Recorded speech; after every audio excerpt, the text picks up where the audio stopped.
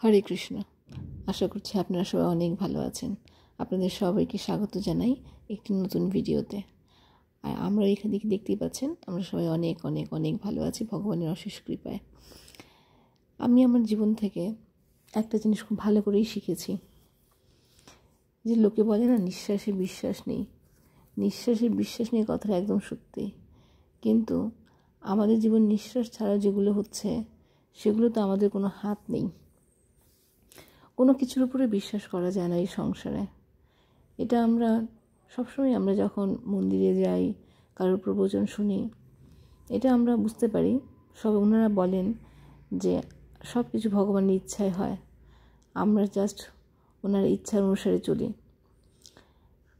তবে একটা প্রশ্ন সবাই করে, চোরও তাহলে কি ভগবানের ইচ্ছায় চুরি করে? না, আমরা এই কথা বলি সত্যি যে ভগবানের ইচ্ছায় সব হয়, কিন্তু ভগবানের ইচ্ছা হলেও এখানে আমাদেরও একটু ইচ্ছা থাকে। আমাদের ইচ্ছার মধ্যে ভগবান স্বতন্ত্র স্বাধীনতা দিয়ে রেখেছেন। আমরা ভালো চাইলে ভালো, খারাপ চাইলে খারাপ, যেটা চাই সেটা অনুযায়ী ভগবান আমাদের ইচ্ছাটা পুরা করে।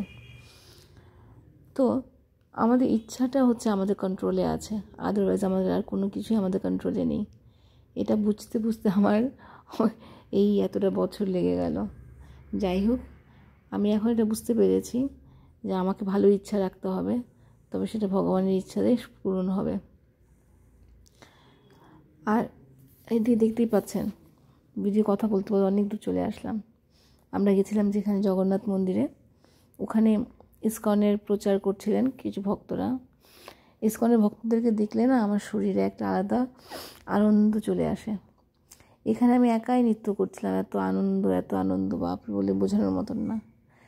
নৃত্য করতে করতে বেহুশ হয়ে গেছিলাম আমি। তো যাই হোক, আমার খুব ভালো লেগেছিল। আর আমি মন্দিরে আগে যেতাম তখন শুধু আমি অনেক অনেক অনেক নৃত্য করতাম। আমি মন্দিরটাকে অনেক মিস করি। জানি না আর কবে গিয়ে মন্দিরে আমার নৃত্য করার সুযোগ হবে। যাই হোক, ভগবানের কৃপা সব জায়গাতেই আছে, এখানেও আমি অনেক আনন্দ করার সুযোগ পেয়েছি। আর আমার নৃত্য করার সময় না আমার কী হয়, আমার মেয়ে আমার কোলে ওঠা অনেক বায়না করে, কিন্তু তখন একটু সেলফিশ হয়ে যাই। তখন মনে হয় না মেয়েকে বাবার কাছে দিয়ে আমি প্রাণ খুলে নৃত্য করি। এখানে আমরা জগন্নাথ মন্দির থেকে না বেরিয়ে আমরা যাচ্ছিলাম, কি বলে জায়গাটার নাম যে মনে আসছে না। তো ওখানে আমরা অ্যাকচুয়ালি পিকনিকের উদ্দেশ্যে গেছিলাম। আর আমরা ঘর থেকে খাবার দাবার সব বানিয়ে নিয়ে গেছিলাম, কারণ আমরা তো বাইরে কিছু খেতে পারবো না, তার জন্য ভগবানকে অফার করে প্রসাদটা নিয়ে গেছিলাম। এই যে আপনারা নিশ্চয়ই চিনতে পারছেন জায়গাটা, কি বলে, কি বিল জায়গাটার নাম, যাই হোক, না সরি, এটা ব্রিজের নিচটা না অনেকটা বালুচর, কিন্তু এখানে জল থাকে বর্ষার সময়, ঠান্ডার সময় বালুচর হয়ে যায়। প্রচুর লোক